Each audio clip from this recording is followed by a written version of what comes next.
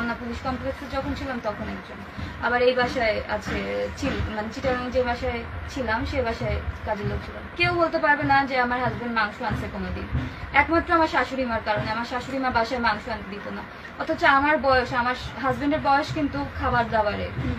আমরা ইচ্ছা করলে আমরা বাসায় আমি আমার হাজবেন্ডকে পোলাও রান্না করে খাওয়াবো, বিরিয়ানি রান্না করে খাওয়াবো, কিন্তু পারবো না। শুধু ভালো পারবোই না, মানে সে টোটালি করতেই দিবে না, আমাকে রান্না করতেই দিবে না। কারণ আমার হাজবেন্ড তাহলে আমার রান্নার স্বাদ পেয়ে যাবে। আমার হাজবেন্ড আমার যতদিন একটু নিরামিষও যদি রান্না করতাম খুব ভালো খেত আমার হাজবেন্ড আমার রান্না।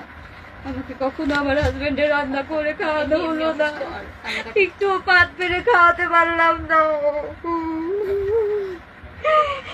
দেখুন কোথাও বাইরে বের হলে আমার শাশুড়ি মা অলওয়েজ আমাদের সাথে বের হবে, অলওয়েজ বের হবে, কখনো স্পেস দেয় নাই আমাদের।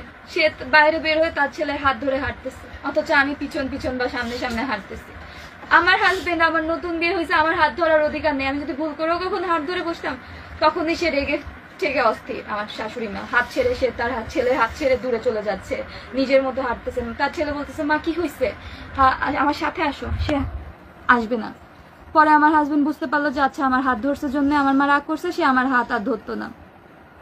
একটা জায়গায় গেলে পরে সে অলওয়েজ গাড়ির মধ্যে তার ছেলেকে কথা বলতো আর বলতো, আমার সাথে কখনোই মানে একটু স্পেস দিত না যে তুই তোর ওয়াইফের সাথেও আসছিস কথা বল, কখনো দিত না।